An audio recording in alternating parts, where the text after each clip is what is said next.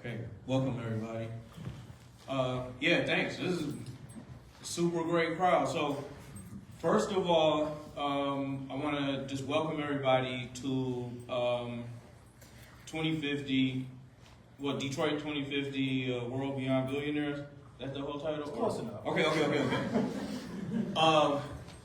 So this is the second to last night, essentially the last night of this exhibition. So if you have not checked it out, after this, please check it out.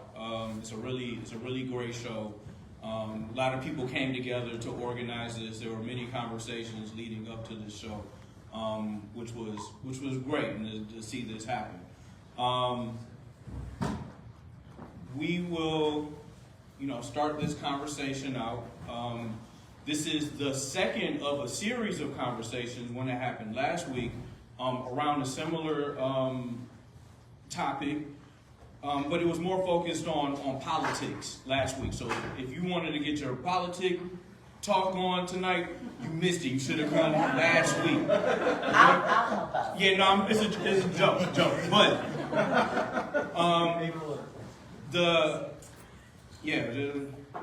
we're going to talk about art, not politics tonight.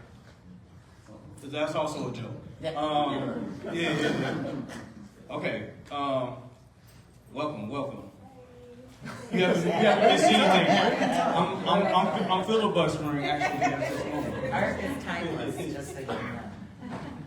So we're going to introduce ourselves in a second, but tonight's conversation is going to be thinking about all of these topics, the ultra rich in terms of what we're terming as the billionaires, but the ultra rich, but also this term that we see at play called Artwashing, and in thinking about all the strategies that are at play when we're talking about art, money, and the convergence of wealth and how that plays, and how artists are implicated, how the community is implicated, and then what strategies are at play, and can we name them out? So we have an amazing panel, but also our goal is, because I know people want to say something, like if you were here last week, we could have talked for maybe 5 hours just from the audience. So we're going to try to get it to you guys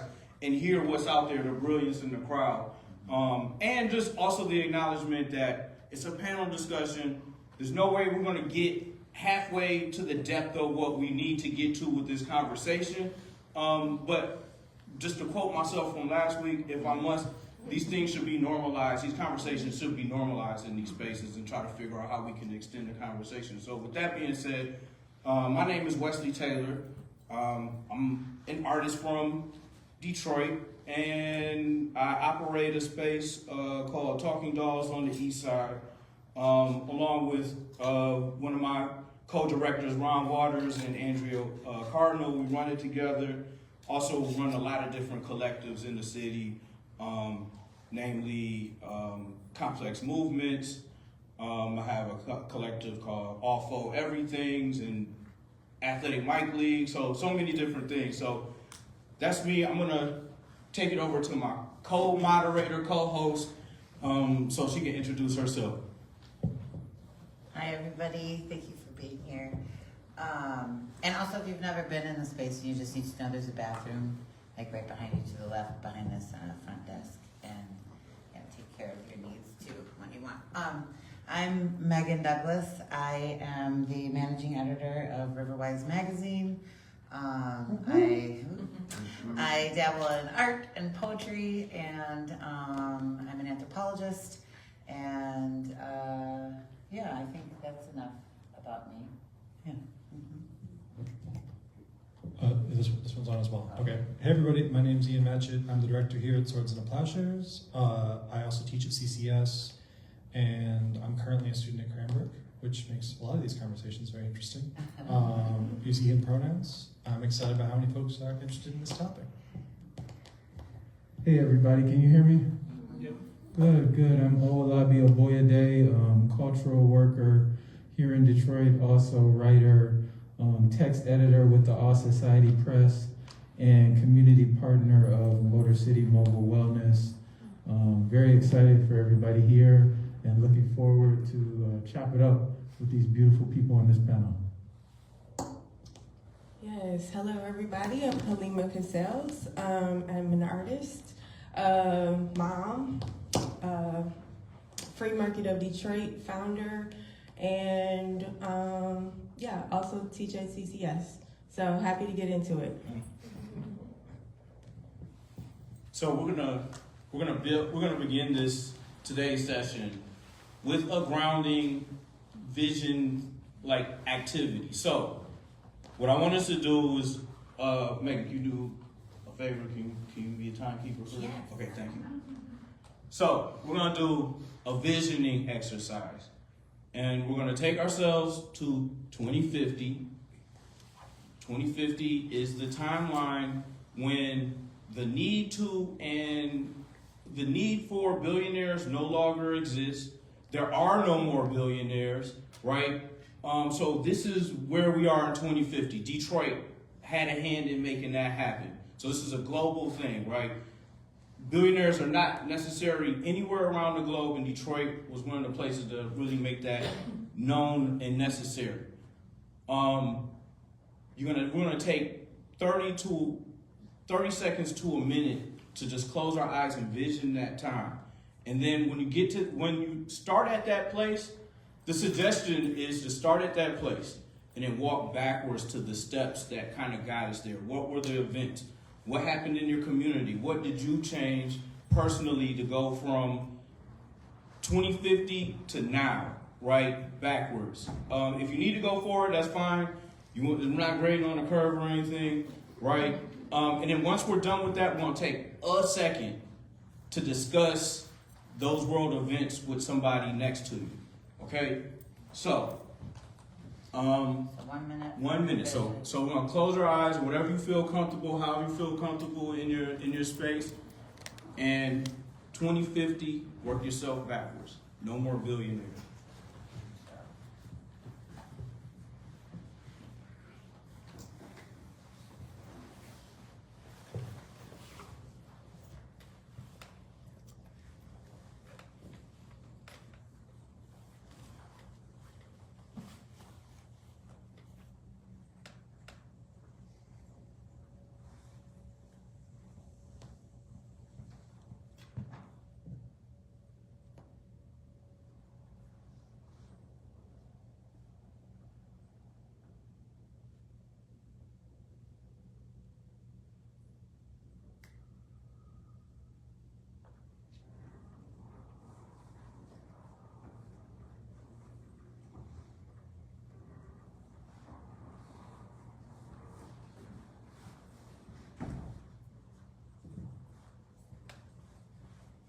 Three, 2, 1. Okay, we're gonna take 1 minute to just have a neighbor exchange from the highlights from your visioning exercise. And we're starting now, so yeah, find your.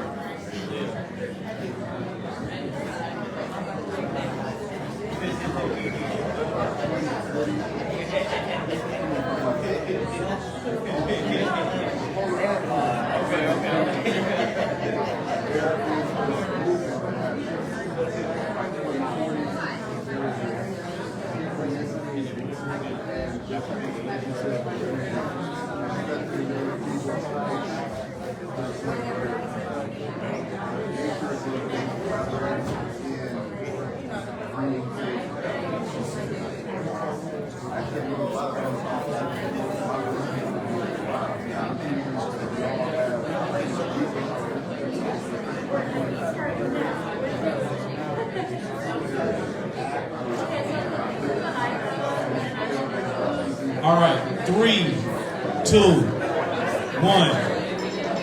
Okay, so several decades have. How many decades? 25 years. 25 years. Okay. So if we get the attention back here, we have one more introduction from our panel. Are we? Well, we have Dr. Yeah, please.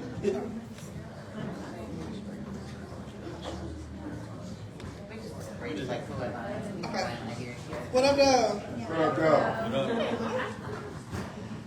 My name is Dr. Chanel Beebe. I am an artist, educator, researcher, poet, entrepreneur. Where you teach at? I teach with the organization called Computer Science for Detroit, which you should look up, CS for Detroit. We have a student leadership program up too, csfordetroit.com. Also teach at the University of Michigan, and that is also part of the problem right here.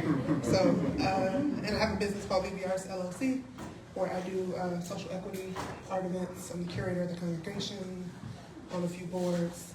Talk to me about things. She's the current cover artist. Oh yeah, that's me up there. Nice. Yeah, I'm never was. I knew it was. All right, I think we got like a whole new set of people coming in. We visioned a whole like new crowd. So yeah, Megan, do you want to get us started on these questions for? Okay. Okay, so like Wes said, one of the aims of tonight is that we really want to like tackle some things. Make sure too that we all have a common narrative, so that we're not making any assumptions. So I'm gonna just throw out like the first question is, what is art washing? How has it impacted your work, and how is it at play in Detroit? I can go first. So yeah, I think art washing is sort of one of the things we built this whole show around. I think right now, part of the problem is that so much of the Detroit art scene is built around capital from like a very small number of donors and philanthropists, and that those people, what do you say? Speak on it. Um, That's not a trick everybody understands. So rewind. So specifically, like the show was initially built around frustration with the way Dan Gilbert really gets to dictate a lot of the art scene. Dan Gilbert and the Gilbert wealth gets to dictate a lot of the Detroit art scene. And that doesn't mean that they never fund good people or that they never fund good work. It just means that if you have a rich person who funds everything, you're going to start to narrow what work gets made, what work even from great artists gets put on display, what work those folks start making because they know how to make a career. You just start limiting what the cultural sphere is. And I don't think anybody who comes from a working class background, who works a job every day of their lives, is going to be benefited by Dan Gilbert deciding what culture looks like in the city in the long term. When it comes to art washing, right now Dan Gilbert gets a ton of money from our taxes. So he gets tax breaks. He doesn't have to pay taxes for what he does in the city and the property that he owns as much as your average person would.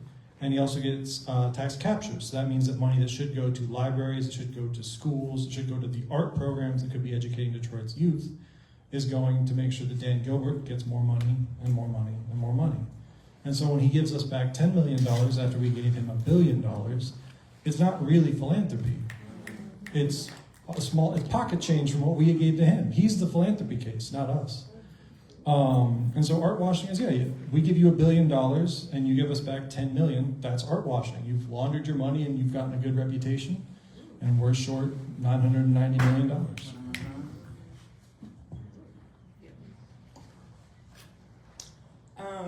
I would say, in addition to that, yes, Ian. Also, art washing can look like art for the sake of development, art for the sake of, bless you, real estate, art for the sake of selling something that's not related to that artist, that art, or that community.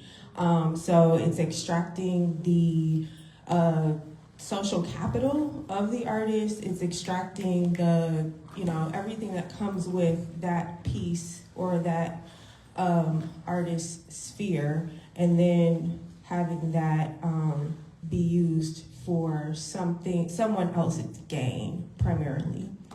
And we see that, city to city as just kind of like common practice for neighborhood revitalization, bless you, or, just like an accepted type of thing. So that would be my, 2 cents of what to add.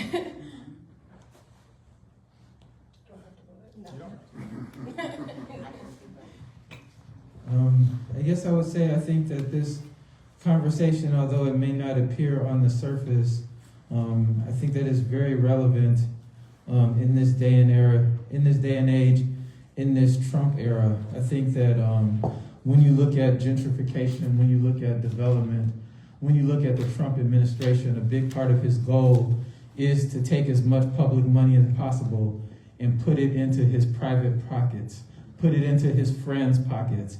And so now similar things are happening in Detroit. And it may not have the face of Trump, it may not have the certain racial hegemonies and these different types of things, but we see that it's the same plan to take public resources, public money, and put it into private pockets, put it into corporate pockets, put it into the pockets where people don't have say as a whole, but just individual companies have say. And so it really fits. It's kind of like the quote-unquote democratic version of the Trump agenda. It's the same agenda. It's just, what do we do in a black city? We can't Trump it out, so we have to do it in a way that gets the artists on board, it gets these people on board, and gets the community to say, oh, this is pretty, this is beautiful, thank you for making this little artwork. And so rather than going full hostile against our community, they're using strategies that are from our community to push forward a lot of the same aims. Yeah, I think one of the interesting things, so running Riverwise, as anybody would probably understand, it's very hard actually to get funding for a magazine that continually calls people fascist pigs, giving us the money. Often I was in a conversation with these like new funders, and I think this kind of gets at it, because one of the reasons that artists trust us, that people give us their work, is because we are a trusted place. Like, there's no advertising in this magazine.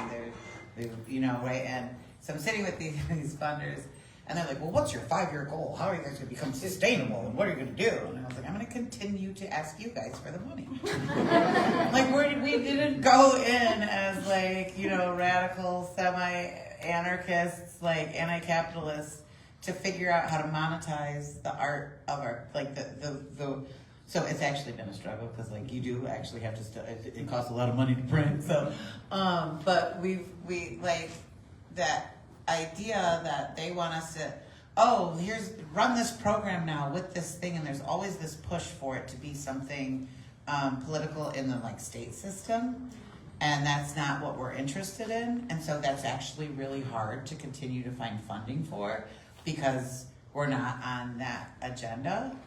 And so when I think about this idea of art washing and who is gatekeeping what and how and where, it also makes me really aware of, Riverwise has a huge distribution, it has a large network, but we are often passed over because we are not interested in developing in a certain way. It doesn't fit that narrative.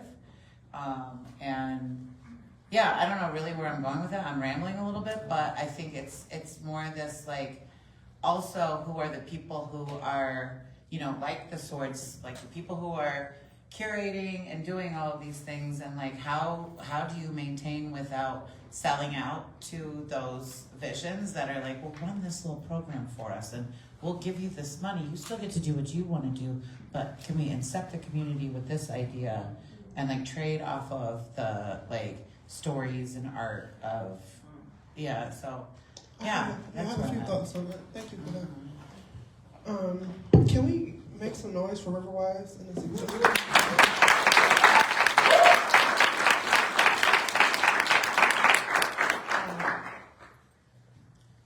Yes to all of that.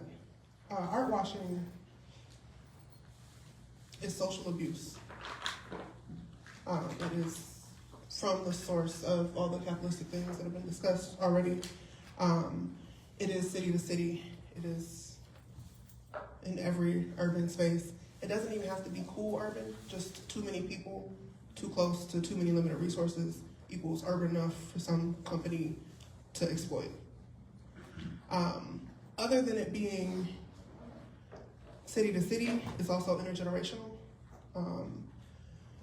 To me, what we're seeing right now in Detroit reminds me a lot of the space between Black Bottom, Motown, and the original juice of our expression of survival to the commercial hip hop industry right now. This idea of like, there's a group of people somewhere who are suffering so well, so beautifully, so sonically, so attractively, that there's money to be made off of that. And also there's this whole other system that hasn't quite figured out how to legitimize some of this exploitation. So let's put those two together, and over time you get different variations of art washing, different variations of attack, even if unintentional, almost especially when unintentional.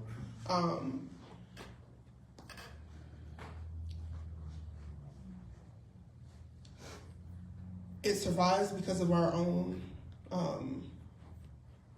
consumerism and our own orientation to our professional identities and how much we can do or not do to survive, which is what makes the maintaining and tending to making a living difficult.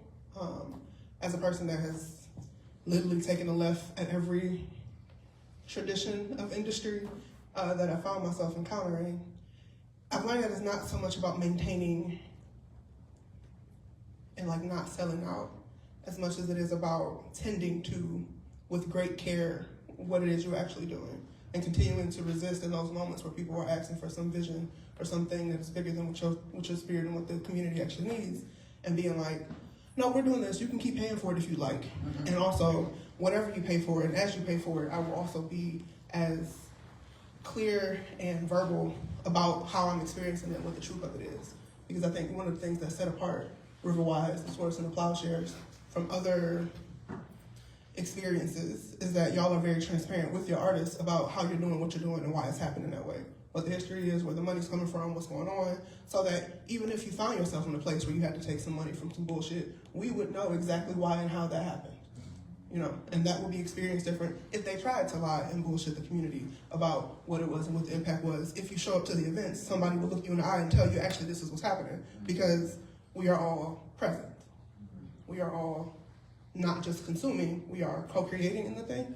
And I think that has always been our biggest resistance, and I think that is often not necessarily an answer, but an approach to some of the stuff you were just talking about, Love. Because I think, unfortunately, if you look at it literally any other way, the effectiveness dips exponentially. The effectiveness of any approach that you try to do that is not rooted in the moments of eye contact, that is not rooted in the uncomfortable truths and emails about where the money came from and what happened and what we're trying to do. Like, if it's not that, then it is automatically ripe for capitalism's picking. And capitalism is not even cute about its addiction issues. It will just eat us repeatedly and throw it up and eat it again, and throw it up and eat it again. And I think that's why we're here, right? Because we want to do something about that, and also the answer is continual transparency with self, with organization, with vision, so that it can be checked, so that it can change in conversation in response to what actually is happening, I think, around us. And to respond to some of the historical stuff that's happening. Because if it's social abuse, then it's trauma. If it's trauma, then it needs disciplined and intentional, regular action that's consistent. And I think, we deserve that.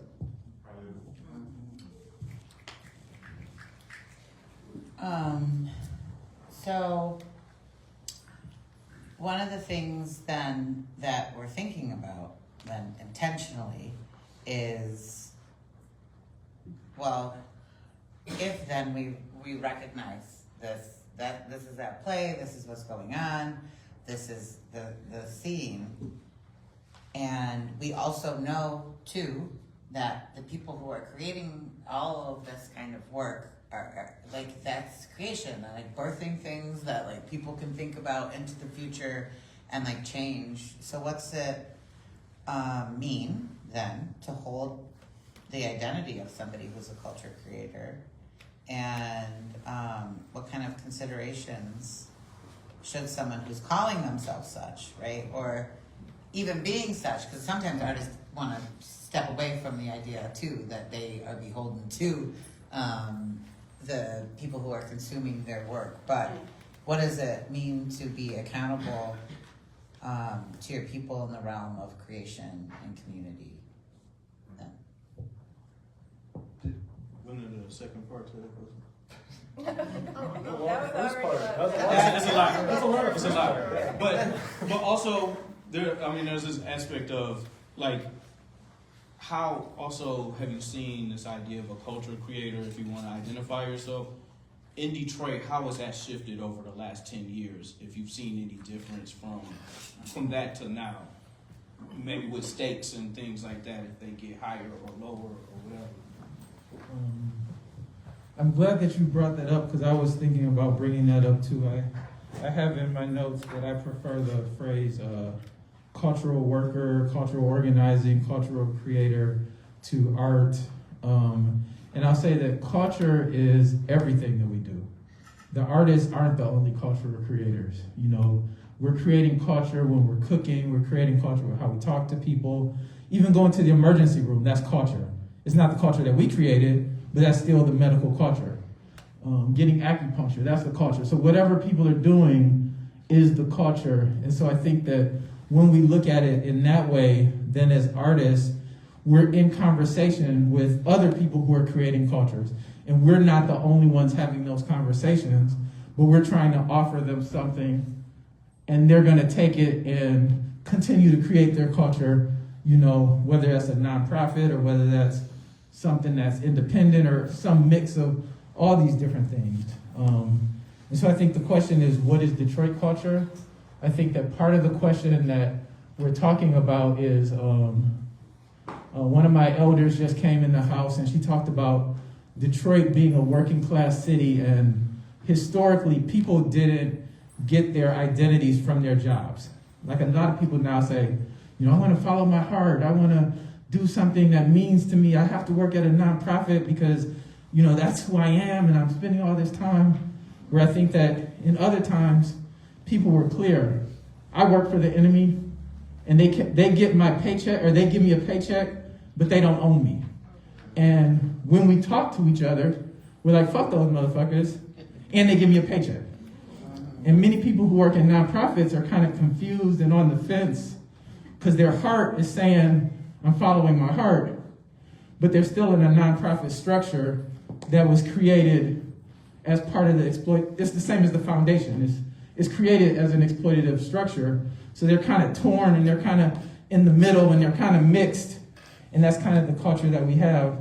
And I think that I'll say the last thing is that it's an important invitation for artists to think about how their work is contributing to culture. Like what are people going to take and bring home and create from the inspiration or from the engagement with their work.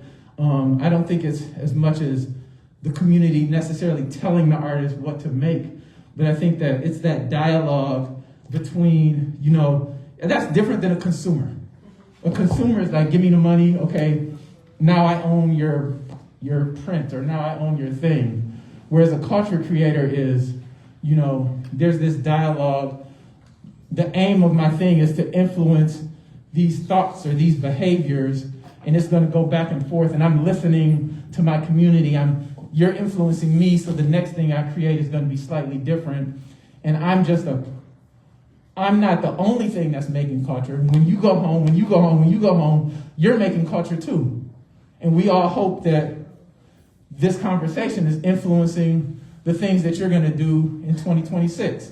You see what I'm saying? It's not like, oh, we're the only culture creators and you guys are just consumers.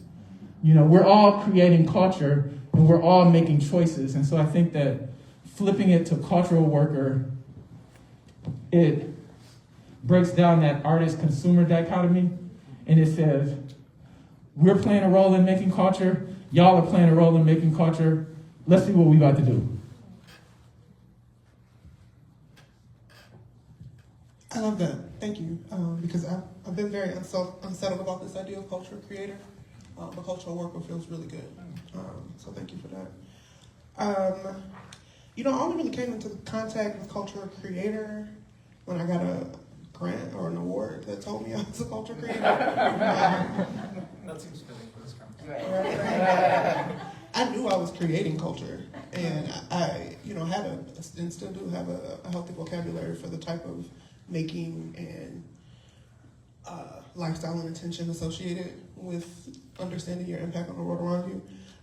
I do think, the culture of Detroit over the past 10 years is reflecting how many artist statements we've had to write, how many vendor applications, how many, how much paperwork has been involved, paperwork and captions and hashtags. I don't think we need to shy away from the discomfort of these thoughts in this conversation. I think in particular our professional identity, like you were saying,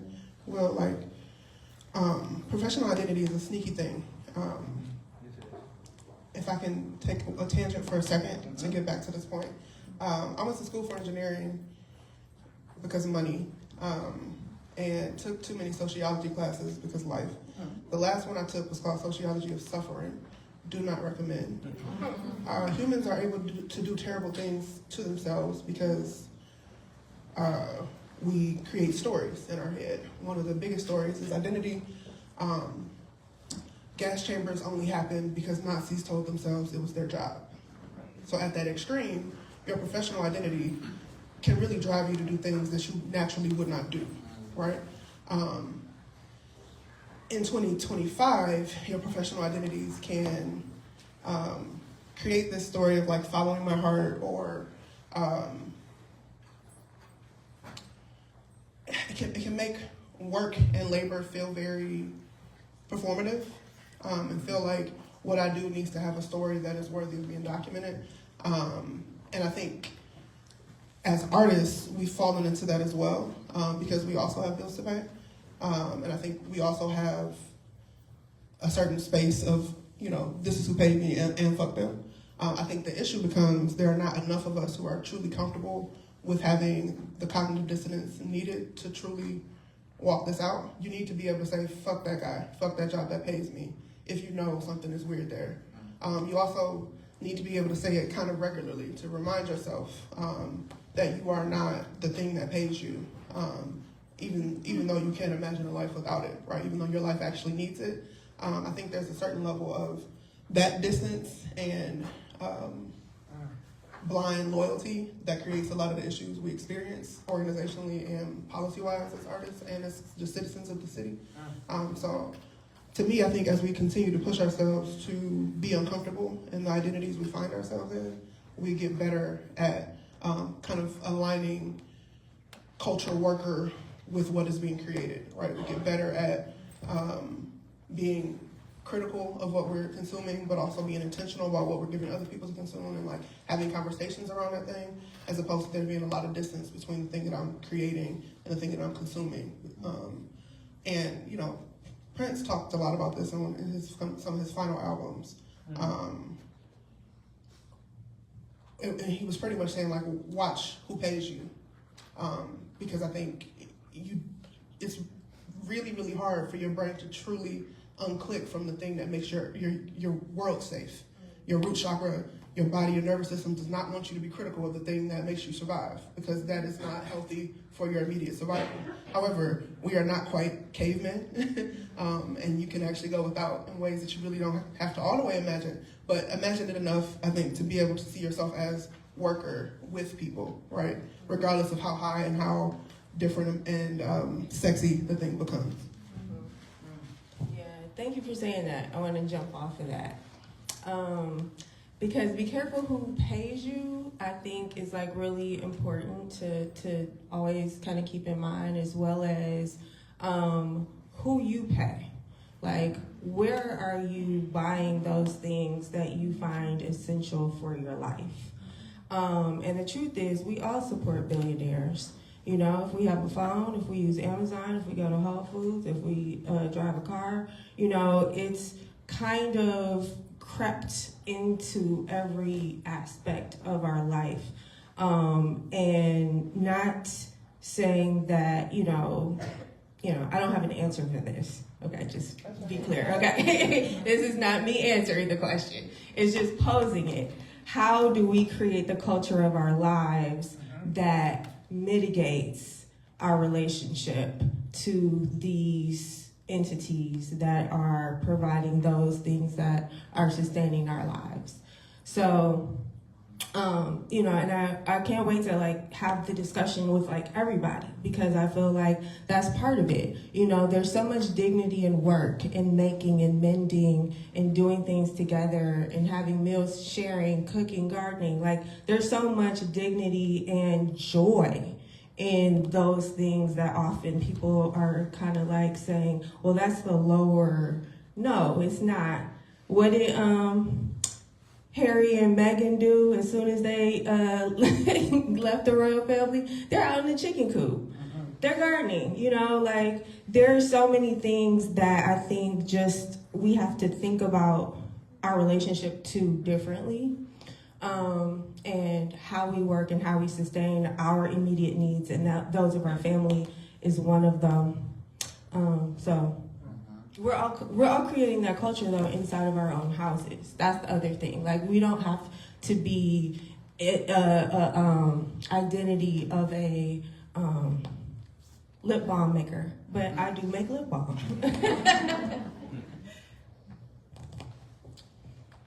Yeah, I appreciate all of what y'all are saying, so I'll try not to repeat anything.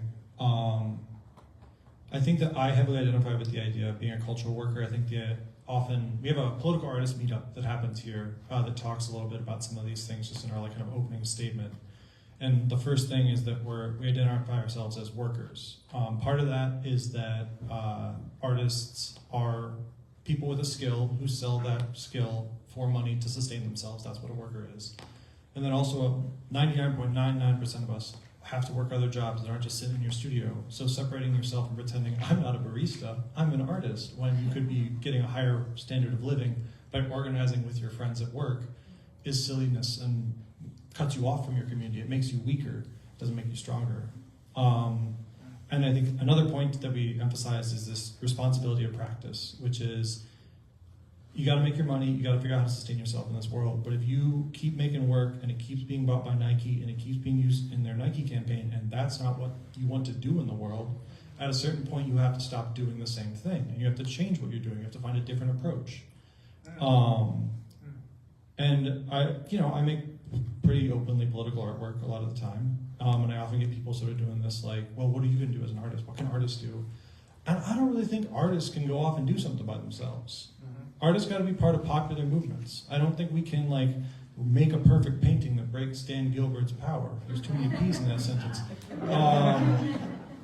Like you need a mass working class movement, politically organized, that can tear him down out of his seat of power and hand his money out to everybody. That's what you need. You don't need the artwork can be part of that. The artwork can be aligned with that. The artwork can feed that. But the artwork can never replace a popular movement of people in the streets, of people organizing with their neighbors. Like, what can artists do? Artists can do what every other working person can and should do, which is recognize that I'm a worker and I need to be a revolutionary to change this society.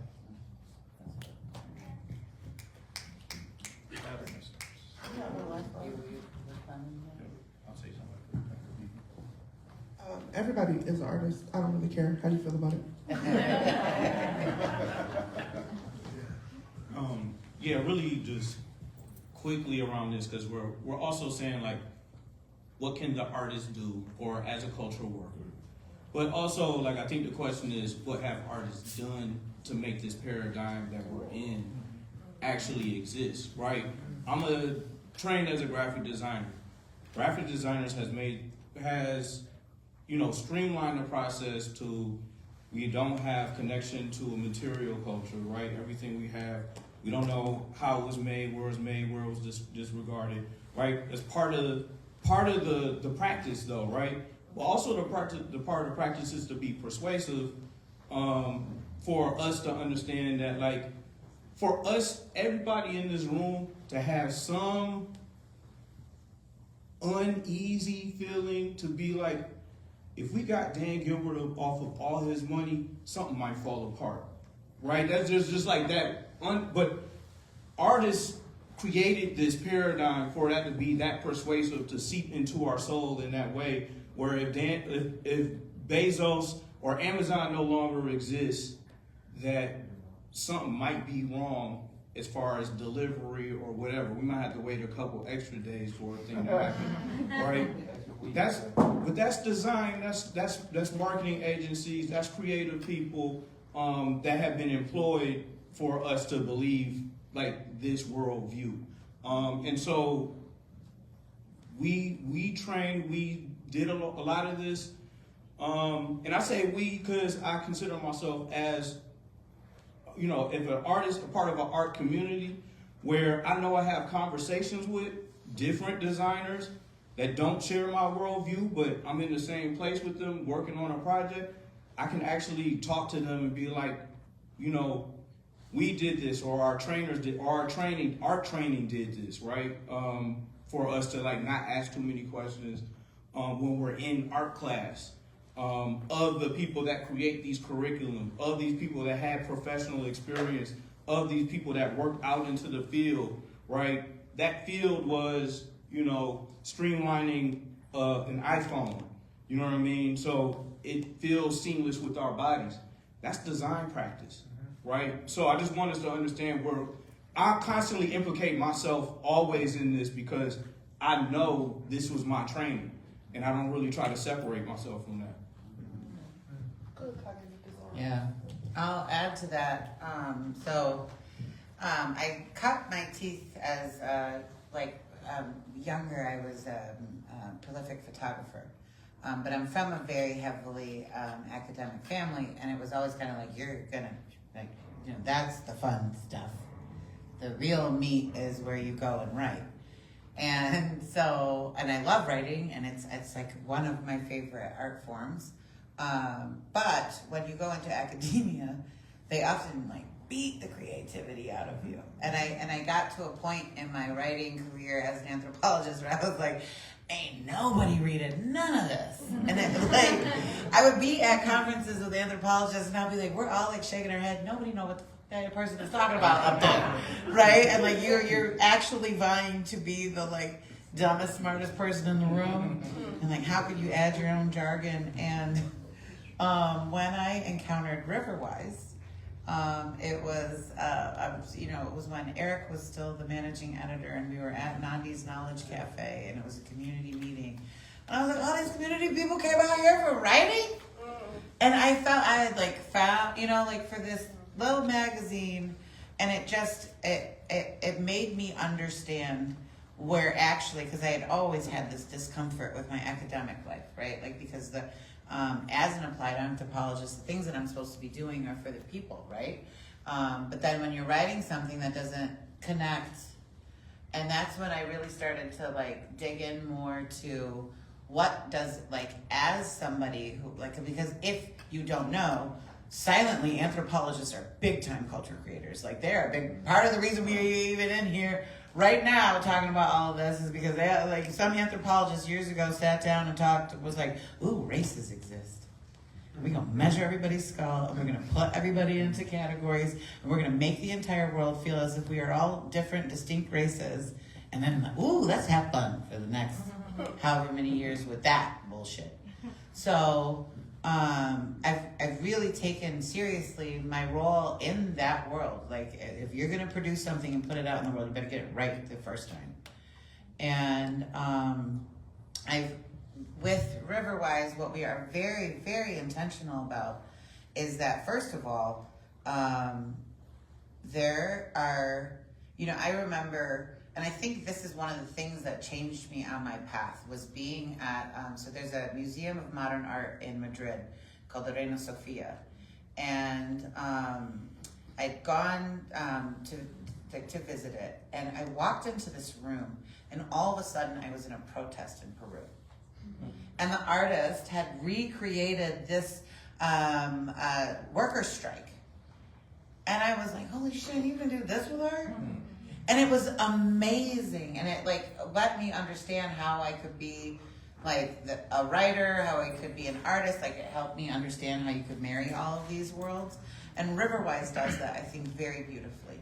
I think there's no way, first of all, for us to have, we can't even vision 2050, right, without our artists. They're like in a lack of a cultural vacuum. Nobody wants that world. Nobody wants that world where we're just, and I think it's probably one of the problems, like with like why people kind of left some of the like Marxism and all of that behind, because it just feels drab and not fun. No. I do not want to define myself like only by my productive capacity. I also sometimes want to just do like weird stuff with paint.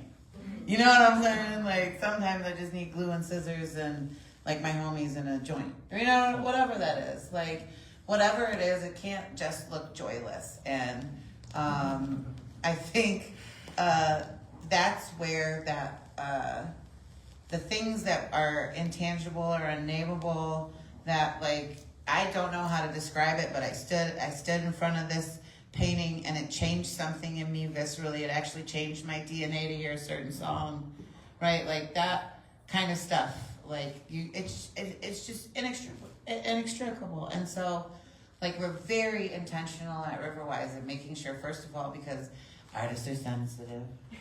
So we make sure that we're very careful about people's feelings, because when they're creating something, it is like making a little baby. And like they want it to be a good baby, So that's, I feel like this might be a good time too. Like I feel like there might be some burning questions in the audience. Anybody think bubbling up for anybody out there? Like if we're doing this all together, that you wanna. Ooh, look, yes. Somebody we don't know at all. Yeah. Want in the microphone? Yeah. Sure, here, come. You have to get up here.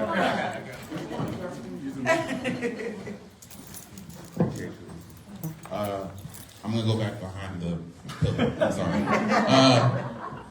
First of all, dude, this turnout is crazy. I was doing a political talk last week.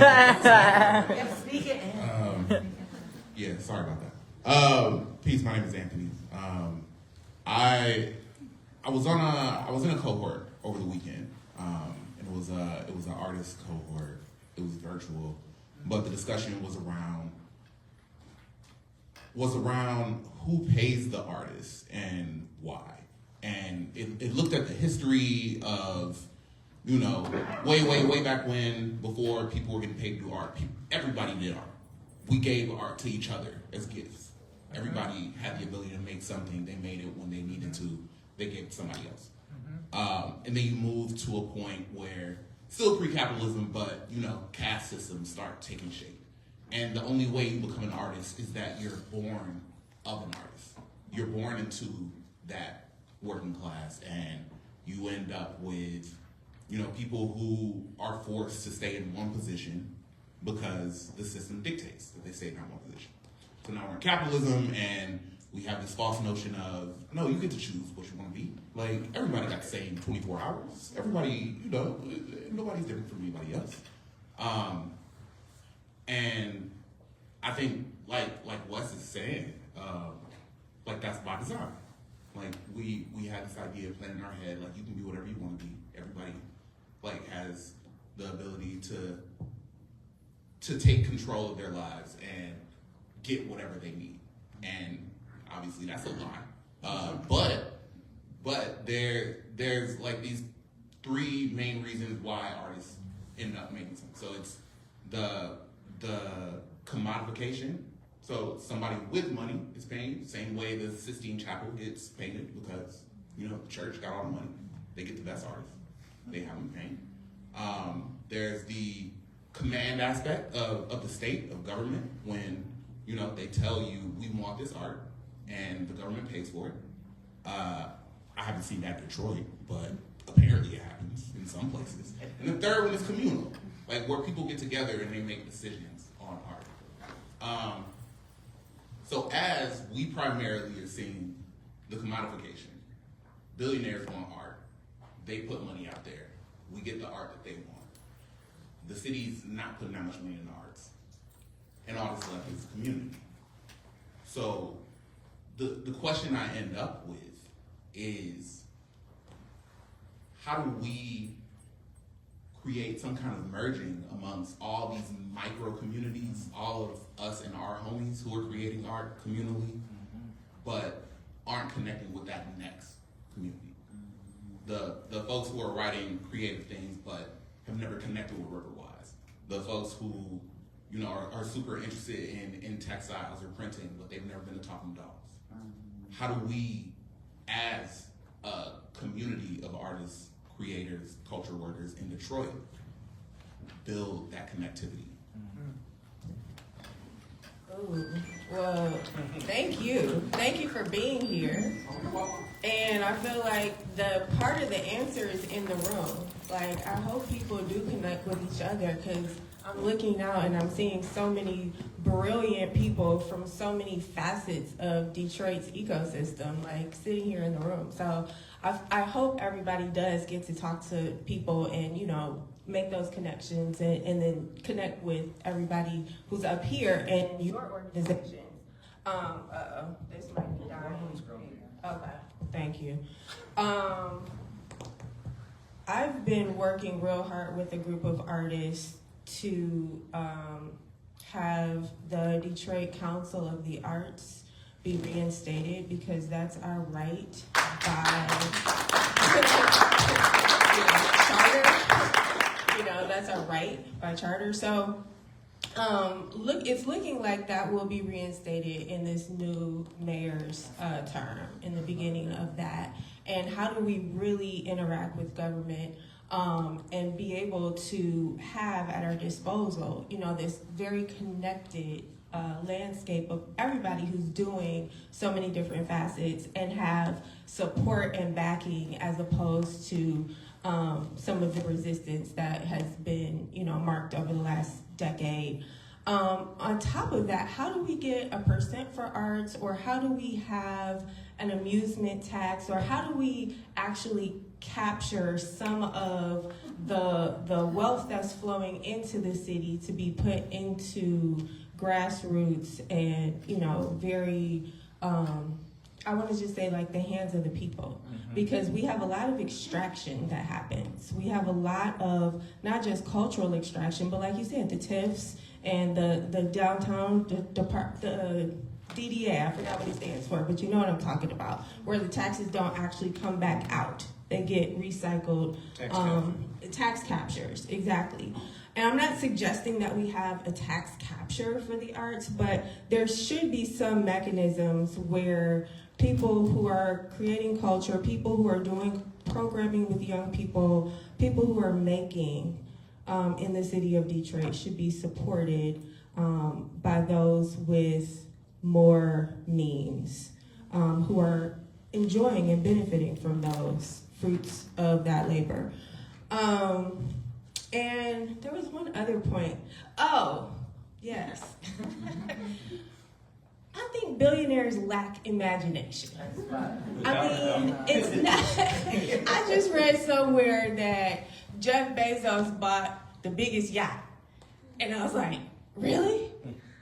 That's so underwhelming. That is so, like, it just feels such a waste of time. It just feels like you cannot buy imagination. You can capture things from other people. You can have people work for you and make all this stuff, but you actually can't think of anything better to do than buy a bigger boat, you know? And so, like, I feel like we should imagine that we're in the room with billionaires. What will we ask them to do? How will we ask them to show up? Because we're supporting you. How are you supporting us?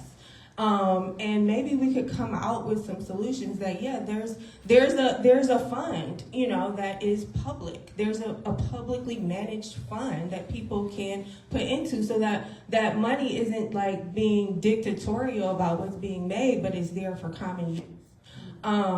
And again, like, I haven't thought about it a lot, but just like, what if we flip this script and say, hey, I have an idea for you, and this is how this could work and benefit for all of us. And by 2050, I don't think the US dollar is going to exist anymore. So there's that. You know, I just wanted to interject really quick because, like, I feel like you're downplaying certain things, and there was like a howl out there. And shout out to Anthony for hijacking the first question. Yeah. I feel like you hijacked your conversation last week, but thanks for putting this out there. But also to redirect back to Halima, where you're saying like several comments like you don't have the answers, which I know you don't, right? Like fully, but I would also say that if people don't know, Halima has a lot of action around some of these things we're speaking about. So I just wanted to be like, when we're talking about when we're talking about solutions to how money can flow, when we're talking about, accountability things, where things like on the ground level are trying to interject accountability for people to like spread money and things like that. I feel like you and people in this room are on ground level efforts to make these things happen, where they're not just theoretical. We're not just talking about these in art spaces, but people are actually going and talking to, government officials, trying to put these things into place, and some of these ideas and these solutions that seem very practical, very fair, and really not that much of a stretch for some of these things that are still not happening, right? But I'm also like, I'm sure in some of this effort, a room like this could have been really helpful to some of those efforts. So I'm just putting that out there. It's just like there's real practicality in this room when people step out of this room talking about it in a gallery space. Yeah, I agree with everything that's been said. I think I focus on keeping things practical. In my mind, the how to some of this communal stuff, in addition to how we are moving money and shifting the systems, I think on a kind of practical lifestyle basis for artists, it's going to require us to stay in a space of being lifelong learners, because it's hard to connect and build community when you think you know everything. It's also really hard to connect and build community when every conversation is kind of a sales pitch. So I think in addition to being learners, we also are learning how to become storytellers instead of salesmen. I think in order to be a good storyteller, you're going to have to be really kind of true and honest with yourself, the motivation, the inspiration, and the experimentation of it. I think that's what's going to keep our artwork new, fresh, and interesting. But more importantly, that's just going to keep it healthy for us to be creating and consuming, as if it's something that's in conversation with other artists. Like what's been said, this room is the answer only if you actually engage with this room in a particular type of way. And I think having been a part of a lot of cohorts, I have degrees in teaching, right, and designing learning experiences, it's really hard to get people to connect truly, and to truly become a team, and to truly do stuff to inspire each other to learn deeper.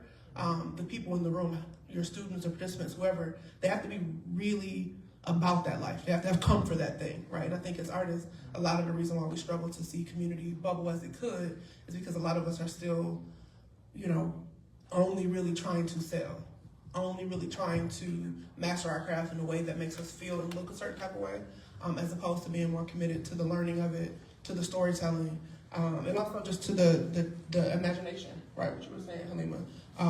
Because if you're not imagining, no matter how successful you get, you're gonna just buy a yacht. Like, okay, bro.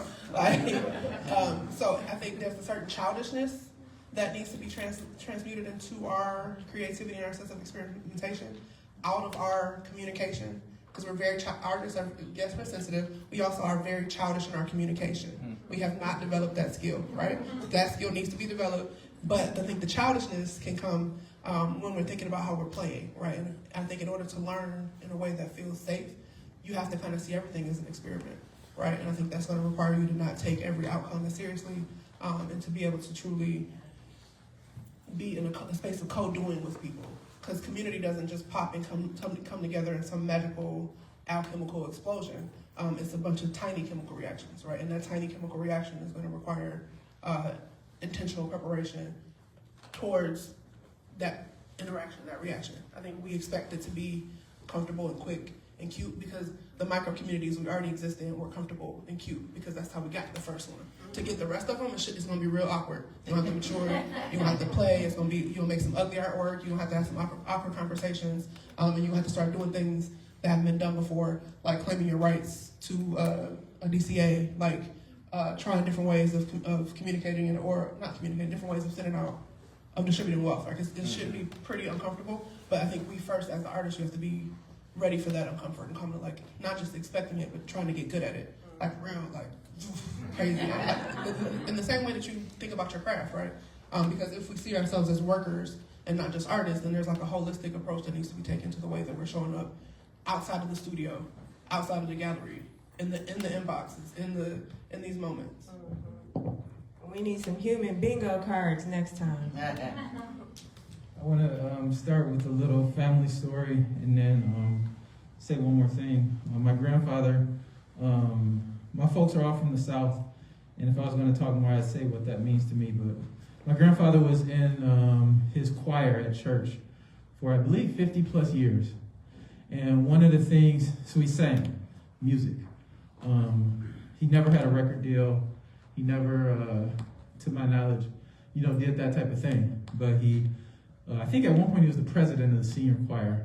And one of the things that made a big impact on me, and my partner can tell it, made a big impact on how I walked through the world.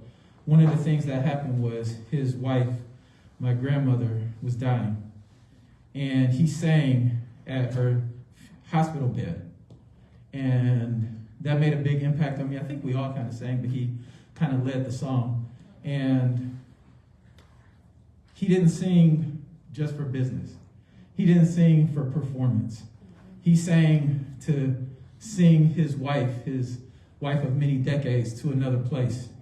And that's what music can do. That's why I don't use the word art. That's why I use the word culture. Like, what are the fucking stakes? You see what I'm saying? Like, are you doing life or death shit, or are you just doing some shit?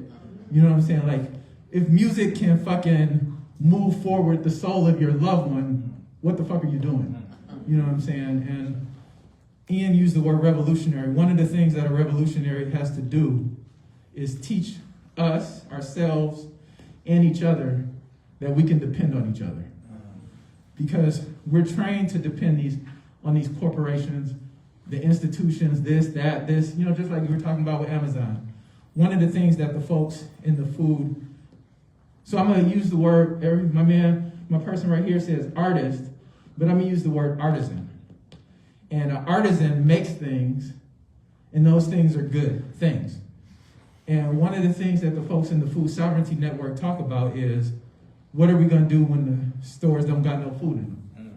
And so people might look down on neighborhood grown shit in the garden in your house, but the folks is like, yo, I'm making this, so if the billionaires ever stop bringing the food in, we gonna have food. If Chapstick stop bringing the lip balm in, then Halima got us with the lip balm. If the FDA stop checking the food safety shit, and people going to the stores and getting sick, maybe the garden food might end up being better than the grocery store food. And so that's dependent on each other. So artisans make stuff. Back in the day, folks might make a bookshelf, you know what I'm saying, for your family. And maybe make a bookshelf for your sister's house, or for this person's house, or for that person's house. And so we're living in this era where right now we think we can depend on these things. So I think the thing I would like to say to the artists, maybe some of you are artisans, is where's the life and death angle in what you're doing? And how can we really depend on each other? Even if the we is just you and your friends and you make something, and like I wrote a poetry book and a couple people said it's about my brother who committed suicide. And a couple people said it's called Lee Young Lee. And a couple people said that from reading the book, it helped. These are elders. This is the best compliment I've ever gotten about my poetry. They said that it helped them have a conversation in their family about their family history and about things that they normally don't talk about. You see what I'm saying? Like, that's the shit. When people can use your shit and it's some shit, you know what I'm saying? Like, as an artist or as an artisan, I think that in this day where all the society's doing all this fucked up shit and we don't know what's gonna happen here and what's gonna happen here, like that's the revolutionary part, is when people can depend on the things that you do and they come back, yo, that thing gave me this thing in this kind of way, and I need that. Because we're trained to use their hospitals, their schools, their this, their that. And they want us to just be entertainment. They just want us to be superficial. Oh yeah, that's cute, we got an art market. Yeah, that's cute, we got this. But if we see ourselves as making things that's gonna replace or fill the gaps, or, you know what I'm saying? Like, that's revolutionary, is to get to the point where we know we gotta depend on us. And that's what might take these 25 years to get to that point. I don't know what the billionaires are going to do in that time. But I think that is something, you know what I'm saying, that we can do with the artists and the artisans. Okay, yeah, that's great. I just so everybody also knows too, when we did the initial imagining about like how are we getting rid of all these billionaires, in my head, there was a whole lot of drama happening. They were going peacefully. I'll just tell you what. Thank you. That was all really great. I think I think let's do a little bit of grounding right here in Detroit. I know Ian is burning to discuss the Shepherd. And I think that we need to get there. Sorry. Before that, can I have one last comment on Put a point on it, and then we'll go there. I think you made some really good points. I think in order to get to a place of being dependable, you have to experiment and you have to become good at it. I think we assume that it's not just a function of like how good of an artist are you, such that your poetry book hits in that type of way. You probably got to make a couple books, right? You probably have to actually try to do that. And I think if we think of ourselves as like, what of my art can I gift to people? How can I see it living with my community in ways that's not necessarily just in the marketplace? And that takes regular practice. That's an intentional thing. You don't just become dependable. You know, we are trained to become independent. We're not trained to become dependable, right? Dependable is a second, really different step. I just want to make sure we saw that. The Shepherd. Yeah. I mean, yeah. Yeah. Go. So, how do we view a project like The Shepherd? Like how? Wait, you want to go back to that? There's a mic happening. Go. Yeah, no, okay. I just don't want. I mean, also Ian's not the only one, so I don't even want. Oh no! I don't want to put on him to Ian. pick it up. I know. Yeah. Ian is chomping at the bit, and Yeah. I'm ready too. So Get out. Yeah, no, like, I'm not going to try to do the full thesis statement of all my feelings in the next 30 seconds. I don't think I can.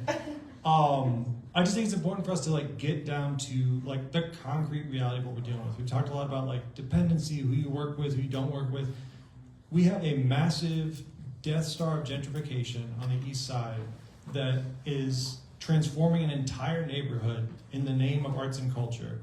And in the name of the community, but the community is just the businesses that they met when they walked over there. What's that place called? It's called The Shepherd. You should check it out. But no, I mean, they got a bunch of land from Hants, who got it for pennies on the dollar. After thousands of people were displaced from the east side, the city sold it to a rich guy who planted trees, and then sold the land to another rich guy who's planting art. They've taken a church, a symbol of the power of God that stood above a community, and you should be able to see from your house when you walked out, and replaced God with literally corporate art. I think that this needs to be talked about. Just because a group of people have the most money in the city doesn't mean that they have the best taste. It doesn't mean that what they're doing is beyond reproach. And I think it's having an incredibly detrimental effect, both in that neighborhood as well as in the city as a whole. Like, people are scared to make artwork that is criticizing this. They're scared to talk about criticizing this. A lot of people at this event, I think, just because we put The Shepherd on the poster and we're like, this might be bad. And I don't think that should be a controversial statement to at least talk about that. Like, we need opportunities in the city. We desperately need opportunities. Like, I've only been here for 10 years. I don't want to claim that I know everything that's gone on here and how hard it's been for people. But to then have the opportunity be, we kicked everybody out of the city, and with the money we saved from throwing them out of employment in their homes, we then are giving you a little bit back to build a giant art complex in the name of accessibility, in the name of creativity. And then whose accessibility? Whose creativity? They're building $400,000 homes over there that are 1,500 square feet. Who's that for? That's not for the people that live in that neighborhood. That's not for the people that live in the city in general right now. That's for the next wave of people that they're looking to bring in. There's great artists that have shown there. There's great art that's been seen there. I just think that we need to dream a little bigger than letting a real estate couple take over like 2 square miles of the city and say it's in the name of artists. That's not enough for me. That shouldn't be enough for our communities. I didn't get that. Did you try again?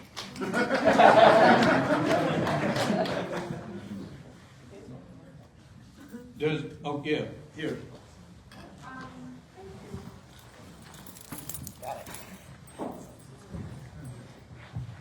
You're doing it to the music too. Hi. And the Shepherd is the only reason I live in Detroit. Come this way. Maybe come a little closer. I think so. Better? Yeah. We don't trust that one.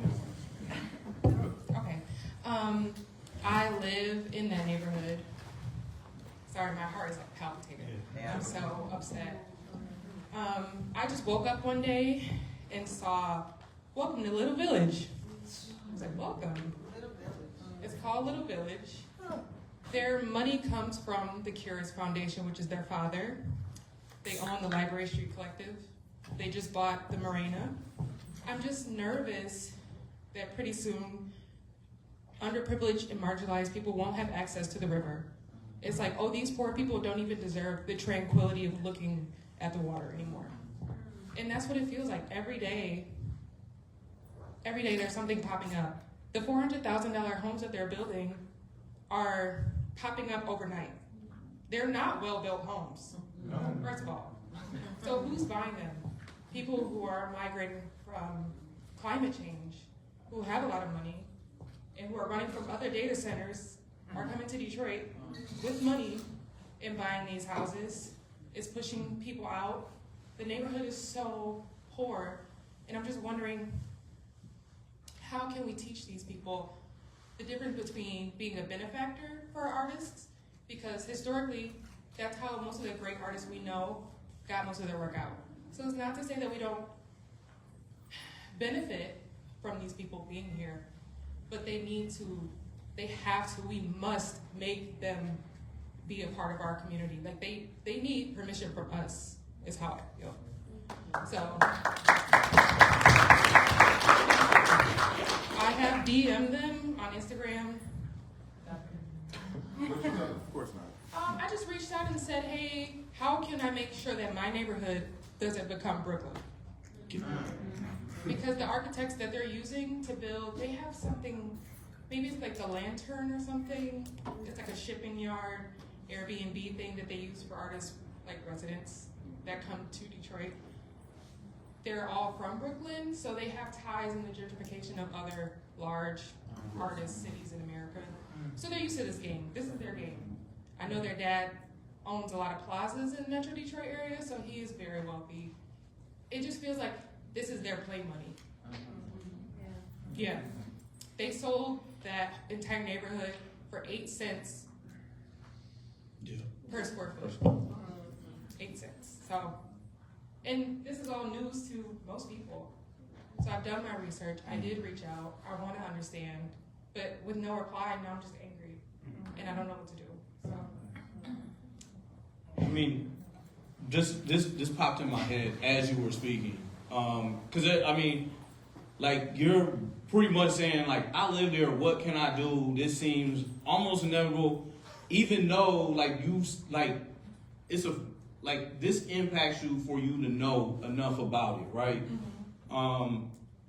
I'll bring up an example that like I kind of witnessed. And this is not the answer, you know what I'm saying, do we call it Little Village now? Is that what Exactly. And they also Exactly. they built 2 new neighborhoods. There's always been West Village and New Village. Now there's 2 new neighborhoods. I'm just checking to see, you know what I'm saying, if we're, if we're following that lead or whatever. Mm-hmm. I've never mentioned that name, but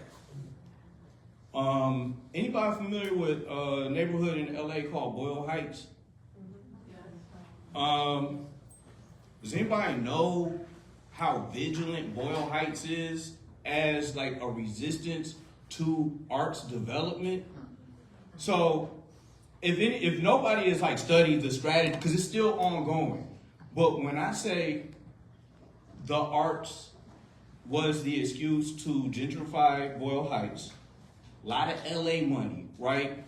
You had Hauser and Worth right across the river from there, right? Like you have all these like little satellite galleries inside of a neighborhood that was, is considered mostly like Mexican and South American immigrants like that live there now. And when the benevolent artists came through, there were no, how should I say? And they're better, probably story. I just witnessed this at the time as a Detroiter being out there kind of at the same time, where there were no allegiances, there were no alliances, and nobody was safe. And so it came down to the point where if there was an art space or an art opening, people were showing up and throwing shit at the gallery, right? They were actually chasing down the bike tours that were going through the neighborhood. This is no lie. What was a thing that confounded me, right? When we talk about like loyalty and things like that, there's an art space called Self-Help Publishing in that neighborhood. It's been there for 20-something years. They were people of that community. The organizers were so pissed about this development that was happening. Self-help wasn't even safe. They said self-help gave the permission for all these other colonizers to come into that neighborhood, so they're a target, right? And so, like, I'm saying, like, there's militancy, like, there are examples that happened just in the like last 7 to 15 years of resistance to a thing that where people might feel is inevitable, where there's lots of art money. Boyle Heights was a target for art washing, right? And people were not about that at all. Are you saying they were throwing like little feces? Feces. Yeah. Amongst other things, right? Yeah. It's the West Coast. Can I ask a question? Honestly, I just want to ask that approach is important at every level, right? So even like when you find yourself,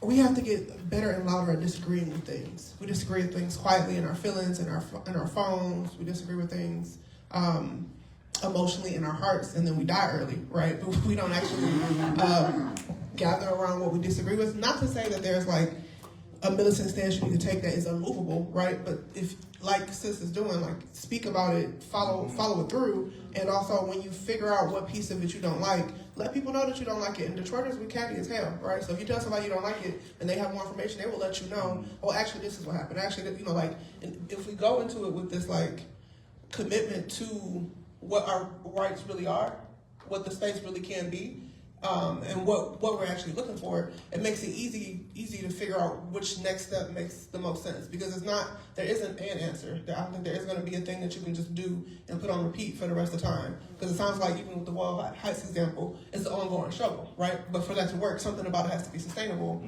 which has to be the piece that is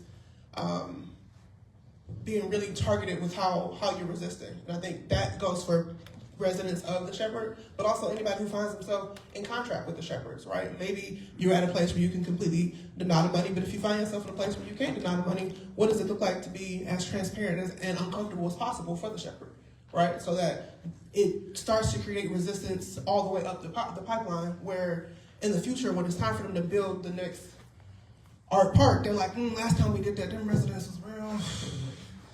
Miss Jones, she would not stop calling me. So then, like there are so many different avenues to resisting, and I think we need to be tapping into, and being present with what the history of other areas have been is really important.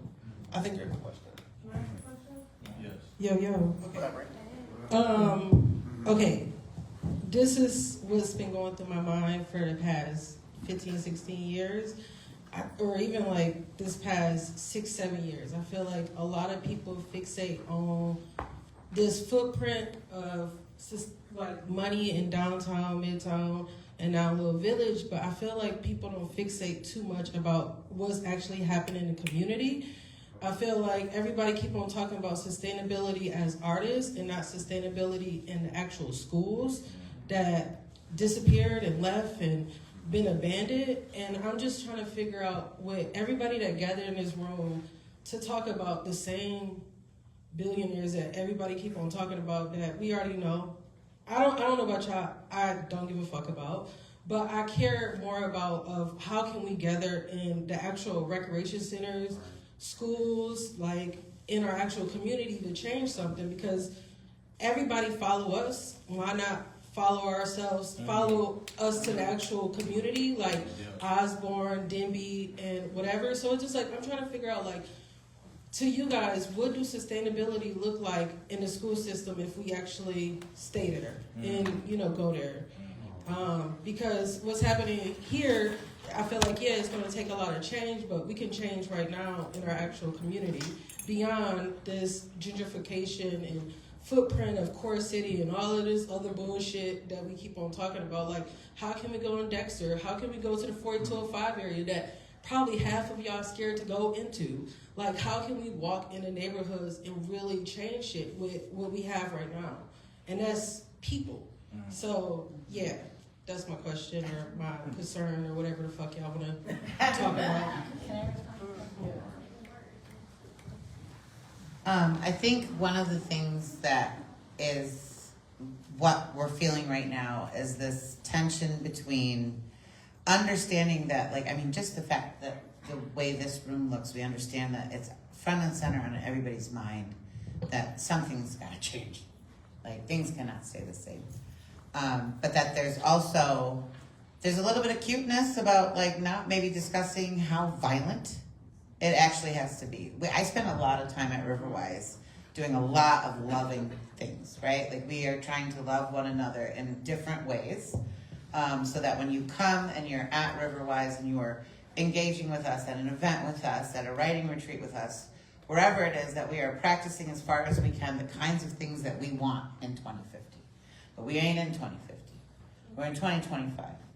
And I think when we're talking about how do you become dependable, how do you become the kind of people who can actually sustain a movement?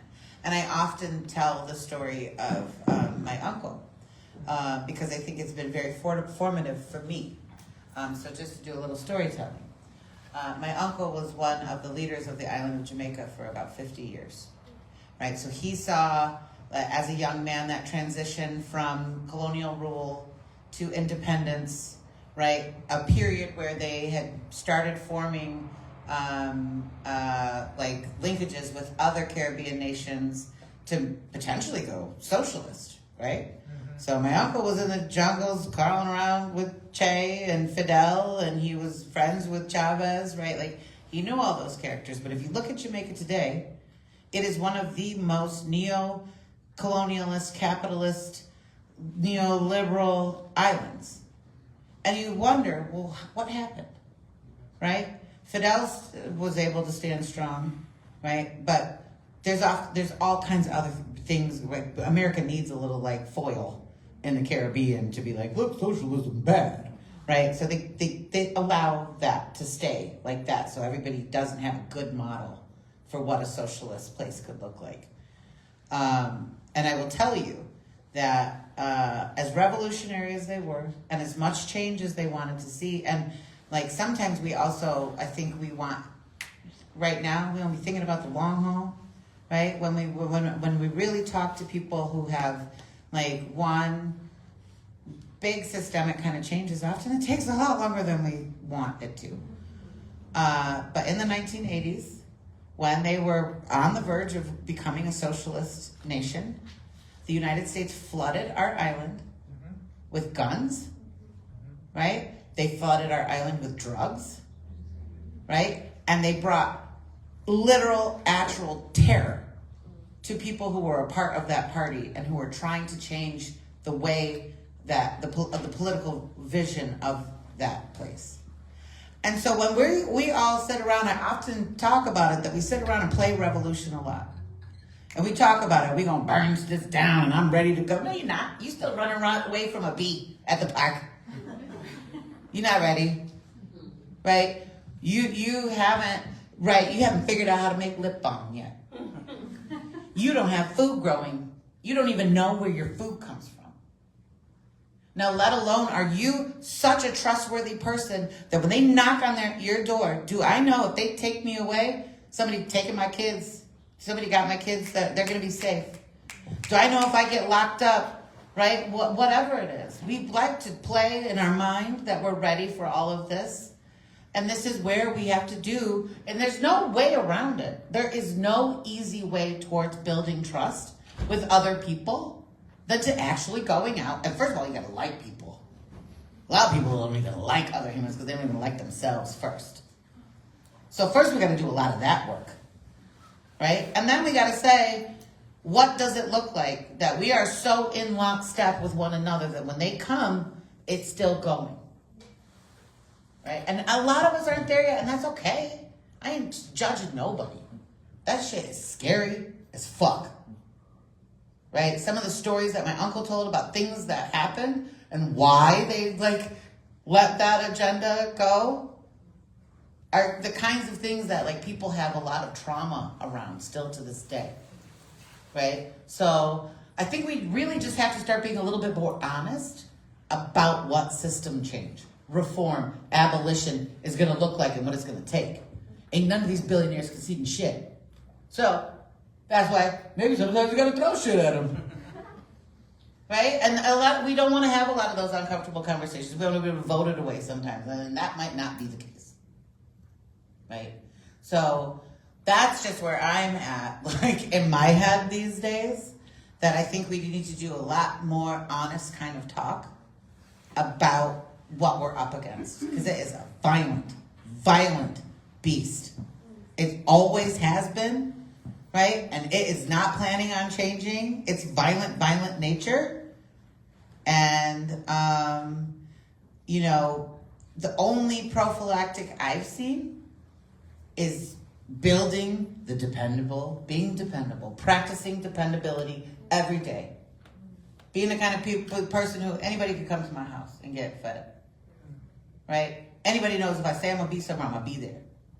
Right? And that's just baby steps. Right? That's the best answer. Right? I would like to answer that question. And we probably going to have different schools. These schools ain't doing nothing for our kids.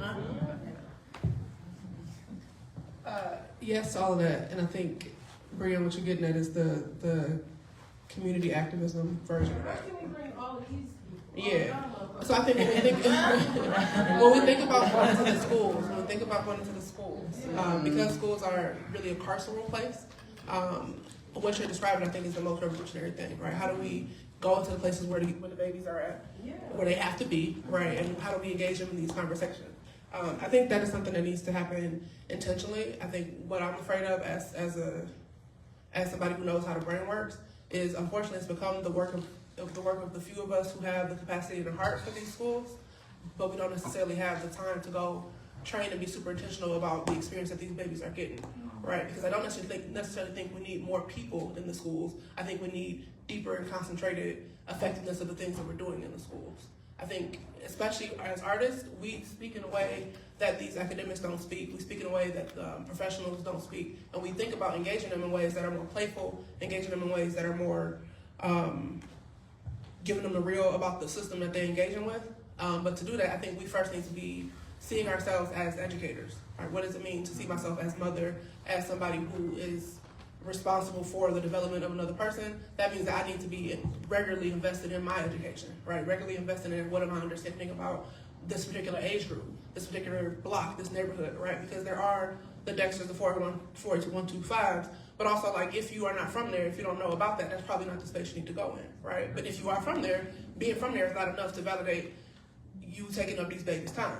I think knowing you and the work that you've been doing, you're already tapped into what it is that you can offer that these kids need to make. But I think a lot of people in this room have not necessarily figured out what is it that I naturally have that can be offered in the space like the school system, right? Because it's easy to come to Swords and Plowshares because they have parking that's well lit and it feels comfortable, right? It's harder to find the neighborhoods that maybe you are not used to, but that takes intentional training. If that's a New Year's resolution, make it a thing that you actually work towards. Because I think a lot of us are waiting on the revolution to come, like to come as a Google form.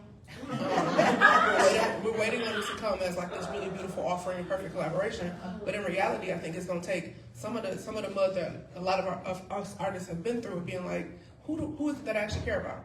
How do I get in front of them as regularly as possible? How do I maintain and sustain those relationships? And I think in this room, if you find yourself here like, oh, this is nice, I feel good, please don't let this be enough, because it actually doesn't work that way. Like, this is honest to God actual bullshit in comparison to what the actual work is. The actual work is not cute, there are no microphones, the lighting is shitty, the kids get attitudes, people sleepy, the Wi-Fi don't work.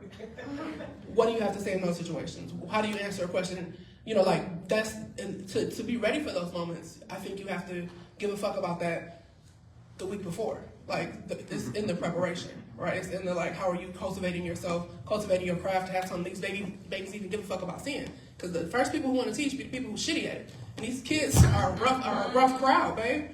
They are a rough fucking crowd. They will let you know, like, I can't follow you if what you ended up at is not somewhere I'm trying to go, right? So shoot in the gym so that people want to come see you play, and then go practice with these kids. All right, I have a lot of thoughts, and I know it's getting late, so it's going to be a little bit rambly. Yes, to that point of being in the experimentation with each other. Like, yes, how do we practice with? And I think all of us probably have a group or a sphere or an old school or somewhere where we can say, you know what, I can try something here. I can bring a group of people together and try something. I used to be a part of a homeschool co-op. And like you said, it wasn't cute. Sometimes the meetings were like 4 hours long because we had a commitment to consensus. And so how do all 10 of us really feel comfortable with the next decision that we're making? And I think, you know, Talking Dolls is a great example of a co-op, and I'm sure other people are parts of collectives or co-ops that are in here. And it's in the practice, it's in the showing up, it's in the listening as to how we grow into becoming dependable people and the people that we feel comfortable making decisions with. Right, so I would say, like, how do you institute kind of like decentralized decision making? That's one thing, and I think this also how do we teach our kids that? You know, like, how do we have spaces where kids have the right to make decisions with us? You know, that's a question for everyone, myself included. As my kids get older, I'm like, no, give me all the power back. And to the young lady, thank you. I think your name was Crystal. I would love to talk to you afterwards, but I've done a lot of work with other communities because a multitude of voices saying one thing and saying what the vision is and what you need is much stronger than one person. So how do we pick, you know, what are the most important things? And I think, you know, equity more so than access. We have a lot of representation. We have a lot of spaces that will tolerate our faces, right? But how do we build equity in those spaces? Or how do we derive some type of benefit from quality of life or economic or otherwise because we are being respected as a member of the space and not as the window dressing? And there was another thought. What is it? Like, okay, right. So if the money is gone, right, what do we have? You know, if the money is not the thing, because billionaires don't actually have billions of dollars, right? Like, it's not actually billions sitting in the bank. What do they have? Asset, influence. Space, influence. Speculation. Okay, yes. But that kind of goes with this thought of like credibility, right? Like, you could do that. You know, like, how do we give that to each other? And also, how do we maybe not exploit each other, but be able to realize the capital. I think we're living in a great time if we look at Burkina Faso and those other West African countries that say, no, we're actually going to nationalize our gold. So at one point they're getting 2% of what the value of the gold is. Now they're having the whole value of it, right? And how much is produced and how much is, it's, again, I told you, rambling. But how do we not exploit each other? How do we still maintain a gifting understanding with each other? But how do we state our value so that when it comes to perhaps that person who wants to spend or just how do we not, I want to say cut our knees off?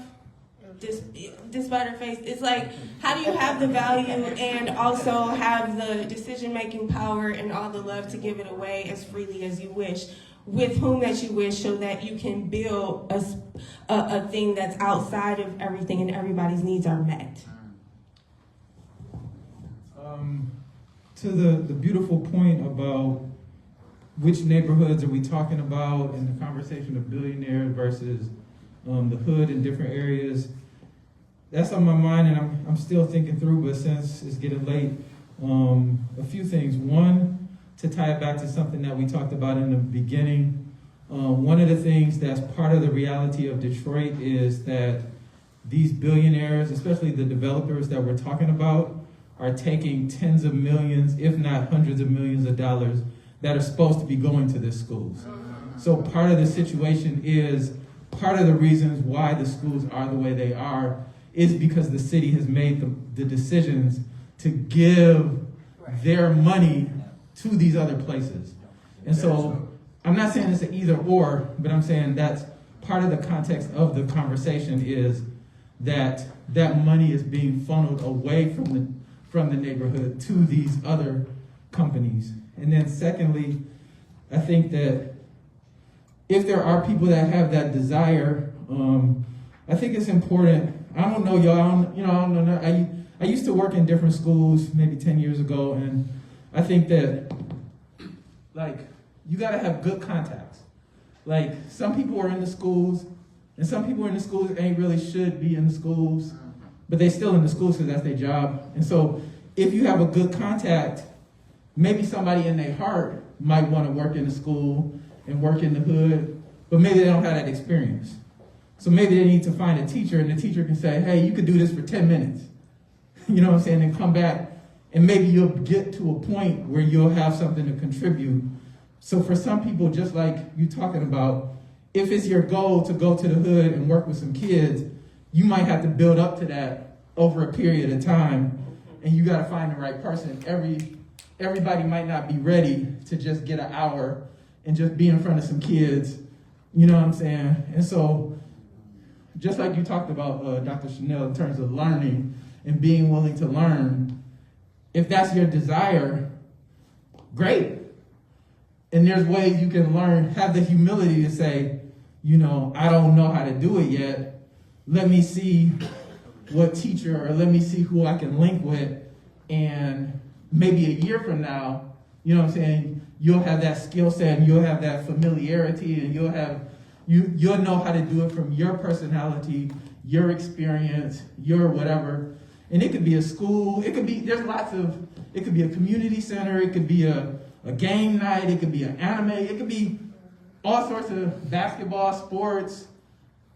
There's lots of different entryways depending on who you are and what you bring and stuff like that. But I think that for the most part, for most people, don't just go to the place and do it, but find that entryway or that connection, with somebody that's in the community or that's in that who can, help you to make it a step-by-step process. And also evaluate you. I'm just going to take 2 seconds just to respond to that as well, but I'm going to cut myself short because we had a couple more questions and not much time. I do think part of this conversation for me is that artists shouldn't be the ones leading a lot of this work. I think that we should be in service of others who actually know what the hell they're doing in community and following their lead and learning from them, not showing up with like, I've got a great art program for you. And so I think like part of that is humility as artists. I think also, just to reiterate the point of, I love having autonomous communities that are able to fend for themselves. I also think justice is getting back all the wealth that has been taken from those communities. And that does involve confronting those billionaires. And as artists, we're put in positions where we're asked to continually interface with massive amounts of wealth. And I think we have to have some sort of conversation and critique around that. And that needs to be an open and consistent conversation.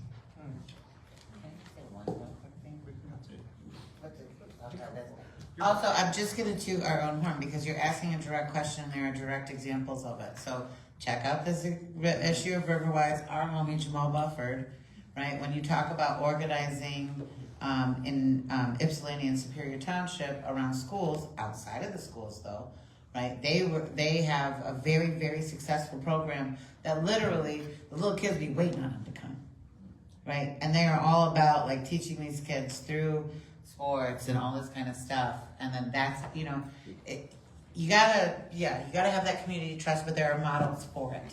And there's models for ways to do it. And there are homies out here who can help guide you too. You're not alone, right? People are doing this work, so that's what I want to say. Okay, so for the sake of time, we're gonna do a strategy. So we have multiple questions out there. We're gonna field 3 of them at once, and then we're gonna collectively try to do it. So we're gonna start back there. We're gonna come to Bryce. Did I see your hand over there? Okay, Rocket Man. Okay, so we'll start with you. Hello. Keep track. Hello. Okay, thanks everybody. I have quick question, kind of open statement, resource question mark. One is if you're an artist and you want to teach, you want to be in schools, Project Art, if you're not familiar with it, they're always looking to hire people. They use all of the libraries as after school programs, and it's a way that, we can't necessarily change how like DPS works exactly, but that's that. The other thing is there's 2 other things I wanted to kind of just call out is like, if anyone in the room is familiar with an organization that was self-organized by artists around 2018 or 17 or so, which was called United Artists of Detroit, I would kind of like want to throw that in the arena and talk about some of the things that, I did not initiate that organization and kind of stepped into some of the meetings, and I did help get a $50,000 grant resource from the Downtown Creative Partnership Council to help set up a website, get branding, get it, online, and so it could be accessible to artists in the community, and then the people who were involved were doing that. And it was the intended nature of it to be, led by artists, for artists, advocating on artists' behalf in the city. And over time, obviously COVID happened too, so that did not help anything, but it just ended up being 5 arts administrators doing everything. And then little by little, over time, the wheels fell off the bus and there were no more artists showing up to the meeting, and the artists, I'm a cultural worker. I'm not an art practicing artist, just to be clear, but it's very difficult, and also acknowledging that, if artists are out here working and doing 5 jobs and have kids and are struggling, that they don't have the bandwidth to show up to do the work that they need to do to self-represent and self-organize. So I guess it's just how, in this room of people, who are passionate and smart, talented artists, how do we continue that and keep that work going? Because it's, been attempted, and that was, I think, a good framework, unless there was some criticisms or, issues with it that maybe some people could also speak to on the panel. But that was a great thing, and I thought that was good. And then there was no support funding. The funding didn't come through the Knight Foundation because they didn't see the sustainability of the financial model, which would be that artists would pay $5 a month or something, or $100 a year to be on a database, on a platform, and then have regular meetings, and then get paid to teach each other workshops about shared resources and skills that we had to teach each other. So it was a self-sustaining, idealistic system, but then it just didn't go anywhere. So, if anyone has any thoughts on that, hey, then let's do that. But the artists have to show up to do the self-organizing for artist-led organization. So it's just as a challenge in terms of the other parts of the ecosystem, arts administrators, they can't bear the weight of that. And then the artists have to do that work too, even though I understand it's not easy. The other thing is that, when we're talking about the lack of funding at the city level, and when I've had conversations with people who are in those meetings and talking about budgets, and when I'm asking, why isn't there a budget line for art in the city? It's because when they're having the budget meetings at city council, that this room of people isn't there, because the other people who are caring about the other parts of the budget lines, they're there and they're saying, hey, my water, the fire hydrant, my neighborhood's not working, like put money in the streets, like I can't get over the curb, I have accessibility issues. They're showing up. So again, I understand that there's like a bandwidth issue because we have jobs and we need to make money and we have other priorities in our life. But if we're not showing up in those rooms, then the budget lines aren't going to be added because you have to demand it. And as far as I know, like I don't know when those budget meetings are. I don't know where they are, you know. Like right now. But so then like if everybody who's on this email list or who everybody walked in the door got an email, you know, then like can we all show up? Can somebody tell everybody here a time? And can we go be there and can we go advocate to get the funds in the budget line and the work that needs to get done? And this is totally like outside of the thing. Like I'm not even talking about billionaires. You know, it's just talking about the work that needs to get done from the people in the room who are saying that this needs to get done. So that's my question statements. I will just cut in just for a second to say that there is a sign-in sheet over here on the table. If you do want to be included in future emails, that's a super helpful way to do that. Thank you. Boom. This is bringing up a lot for me. It begins with this though, art washing. To me, it's not enough honesty about how complicit so many of our homies, sometimes us people in this room, are actually in the art washing. I'm gonna highlight, I got some notes, and it's based on some things that for sure Beebe had categorized. The trauma, the cognitive dissonance, for me, language. One, art, artist. Art is short for artifact, let Bryce tell it. The artifacts market was created by colonizers. Cultural production is different than making art. Owólabi spoke on, yo, there are artisans, we make things. Even somebody in the crowd made a comment like, yo, when you make something and give it to somebody else, that's a production of your culture. When we take our cultural production and put it into the marketplace, the artifact market, that's when it becomes art. To me, it's really important that we have that distinction. And not too many motherfuckers, people should stop calling themselves artists for real. Like, it's too many people calling themselves artists, not understanding that subconsciously you are already putting yourself in context to this colonizer construct. And at some point, it's going to be easy for your behaviors to skew that way. Cognitive dissonance piece. For me, in my observation, through my own practice, there is deep cognitive dissonance around class conditioning and social standing. People are not honest about the fact that they actually want to be validated.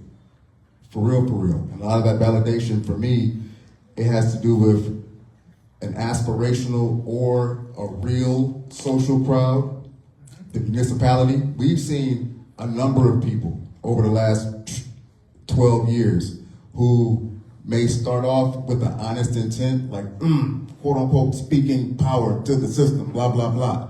The moment they get pictured in the newspaper, the moment that they appear, you know what I mean, in some publication, then that fire goes someplace else. Niggas ain't honest about that though. We have to be honest about this. So boom, that part of the cognitive dissonance, the trauma piece, how it ties into this cognitive dissonance too. The cultural and economic displacement and erasure that is the result of 30, 40 years of corporations, the city allowing corporations to just pink slip vast numbers of people. That results in one, yes, the economic displacement, economic erasure, the cultural displacement and the cultural erasure that happens when people have to move out of their neighborhoods because they cannot maintain their quality of life. That brings about, you no longer see yourself in the space in the same way. That creates a situation where 20, 30 years later, people are like, we need to see ourselves. We need to be on the walls. We need to be on the blah, blah, blah. Shout out my homies in Southwest, inside Southwest. Shout out Aaron for the work that they started with the Alley Project. And I mean, even before the Alley Project, super shout out all of our homies who were painting us on walls and getting criminalized for this shit in the beginning of the Duggan era.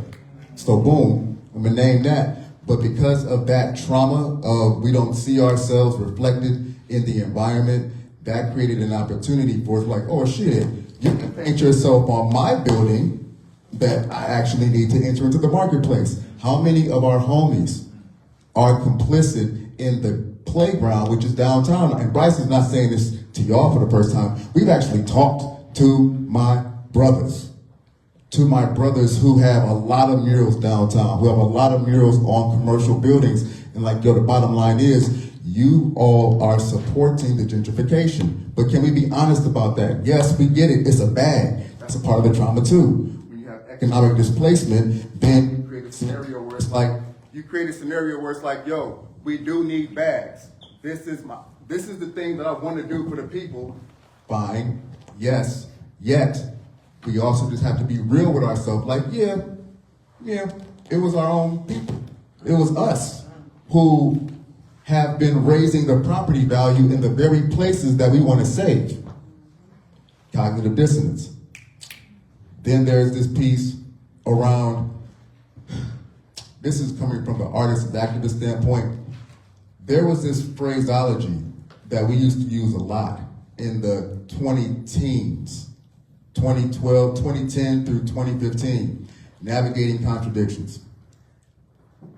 What has been apparent to me in just tracking all of how we be moving, it's gone from a lot of navigating contradictions to negotiating complacency. For real.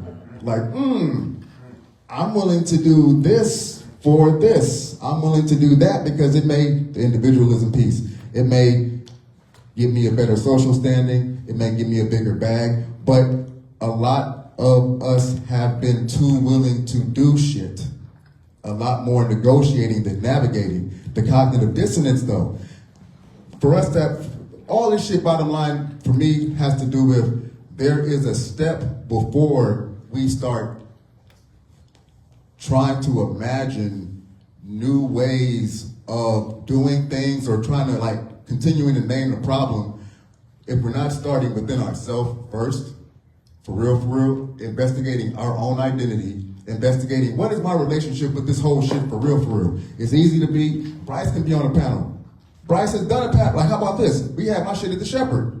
But what was my shit? The hood closed to gentrifiers. And it was double-sided. One side is facing the apartment building, which for me represents the legacy. The other side was representing all the people who gonna be, the black hand side was facing the interior. But how many of us on some Shepherd shit be like, at the moment that Father Forgive Me opened up, how many of us wanted to go?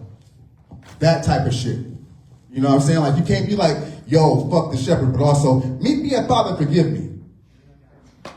And not understand the power of your own dollar. Would love to have a conversation about art washing that actually starts with our own complicity. For real. And asking us to take that step of this really radical honesty and self-evaluation, because without that, then I'm also going to do a little pushback on the way that people use culture creator. My first time putting those two words together for myself was 2011. Created the hashtag Detroit Culture Creators because it was me uplifting this attribute of us as actually people who we innovate self-identity, we innovate self-image, and then in that, we create unique relationships with the environment. For me, that's what culture is. Self-identity plus self-image, the way that implicates the way that we relate to nature, people, and the environment, and then from that, the lifestyle. It's been a lot less culture creation for me than a lot more cultural reinforcement of colonizing culture shit, though. For real, the assimilated piece, the assimilation culture. ... You know Bryce got words, but I'm gonna put that right there, because it's a different conversation that we need to be having before we get to what's a time when no billionaires looks like? Well, it looks like a time when niggas ain't no longer negotiating. For real, it looks like a time where there's no more of the complacency, it's no more of the cognitive dissonance that would allow us to be 1 foot here, 1 foot there type shit. All right, dot for real. Y'all hear me okay? It helps the recording. Use the It helps the recording. Oh, it helps the recording. Yeah. I almost forgot that. Thank you, Dr. Beebe. Yeah, I don't feel like there's a lot in the conversation. I agree with Megan, most of all, that the conversation we're really having is a very deadly conversation. It's more deadly than most of us really working to deal with for real. Like, how many of us willing to die to stand on that platform, right? There's always been this conversation about speaking truth to power, but the reality is that you can speak truth to power all day. If you don't have a platform where people really are listening to you, don't nobody give a shit. But when you do have a platform where people are really listening to you, every time you open your mouth, you're risking your life. You're risking the lives of those who you care about, right? So it does become a conversation about, there's never been liberation. There really has never been any significant change in things without lots of bloodshed. Lots and lots of bloodshed, and it comes in a lot of different ways. Even as the framework that we're talking about, right? And Bryce kind of touched on it. Wes kind of touched on it. Owólabi kind of spoke on it too. When we start having a conversation about, artists and what is art, and Owólabi Aboyade talks about this to no end. That there was no concept or there was no concept of art the way we contextualize it today until colonizers started working to monetize the tools that we and our ancestors and indigenous cultures around the world and likely beyond were using as tools to do things beyond celebrate, beyond grieving, right? And so a lot of that, knowing about the storyteller, that the role of the storyteller is manyfold, but is to be a record keeper, a historian for posterity, right? Is to commune with the land and the water and the ethers and the cosmos and those who came before and those who will come long, long after. And most importantly, is to create triggers for our ancestral codes so we can better remember who we are, where we come from, what we're capable of, right? So to Wes's comment about material culture and the disconnect from material culture, to Owolabi's comment about remembering what are we doing this for, right? Even in this room, right? A lot of times when we're making something, it should be so we can remember who we are, but in this room, we're in a space where so that we can remember and be more mindful about what's happening to us now, right? And what really is happening to us now, and Dr. Beebe spoke on it, and Halima spoke on it too, we are processing this addiction to consumerism, processing this addiction to our search for joy, which has been kind of confused with our search for dopamine, right? So we are really processing this thing, and it becomes a deadly conversation because Henry Ford knew it, Hitler knew it, Nestle knew it, and Brienne just spoke on it. The actual answer is in education. The actual answer is in speaking to the young fresh minds in the new generation, right? Speaking to the kindergartners and getting them involved, wrapped up and immersed. And it's easy to get them when they're kindergartners, right? The conversation becomes a lot more deadly though when we start talking about teenagers. Because now we're talking about how are we, the adults in this space, interfacing with the other adults in a space like Detroit who are getting money, who are showing ways that it's like, oh, we can be sustainable, we can get money, but they're not on the same page as us, right? So now you have these schools or not in school, young people whose minds are like, yeah, if I want to get money, I have to get it like this. You're dealing with people from our generation or generations before who, back to how Heather was talking about, back to what Megan was talking about, they were babies when the caboose got left in the middle of the inner city and had candy in it. So they was breaking into it, getting the candy and potato chips. And they would do that once a month, and then one day they went and it was guns. And then the next time they went and it was crack. Right? There's not a conversation actively happening about how detrimental this really was to a space like Detroit. If you was born before 1977, you don't know nothing about what it was like for everybody in the neighborhood to sleep with their front doors unlocked. Because we was cool, we had community, right? And so we start having a much deadlier conversation because now it's people who's supposed to be OGs teaching the young bloods to do what? When we were growing up, it was a thing about banging. But now everybody who's slanging is doing the shit too.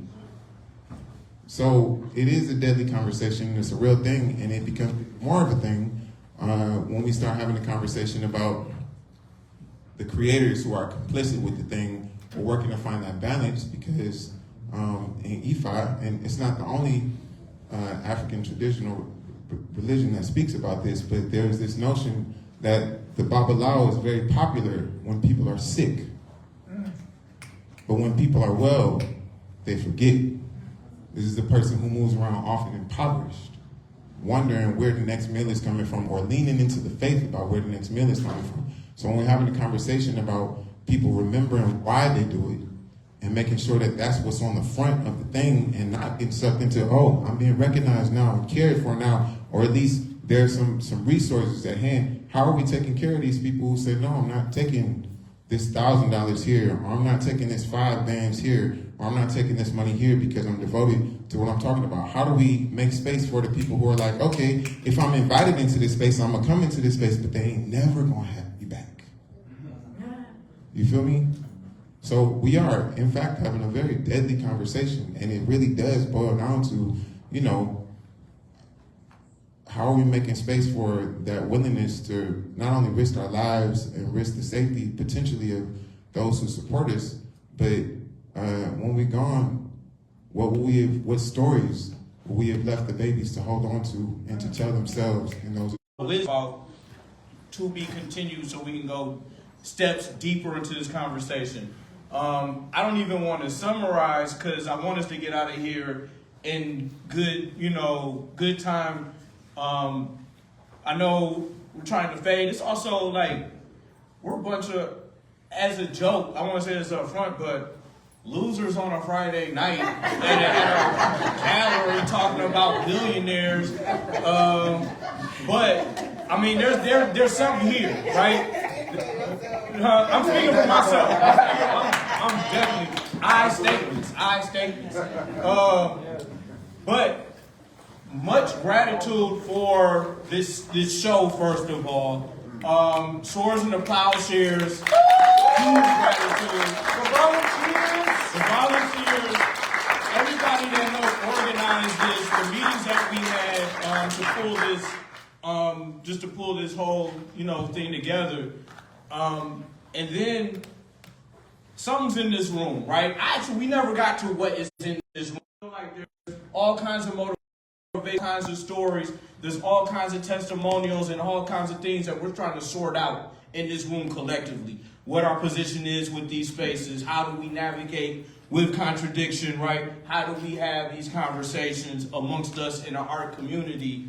Also, how do we hold, gain, and take back power in a thing that feels like a looming thing that we have to contend with, that some of us don't even want to contend with, right? So that's the thing that we still have to talk about and talk through. We need to, as I said last time, normalize these conversations in general, but then in these spaces.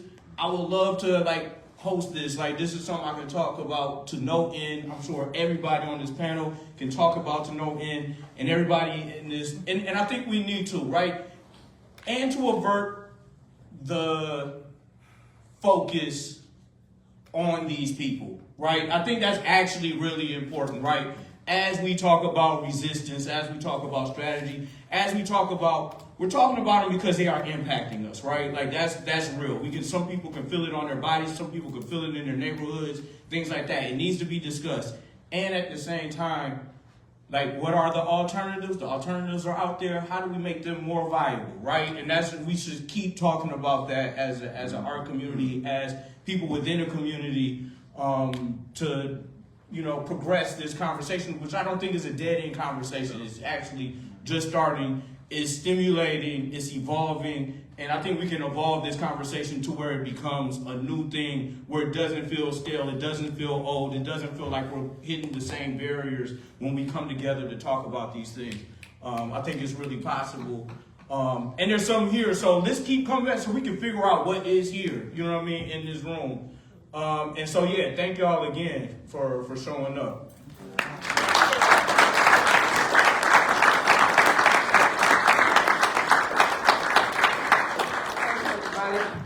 We did it.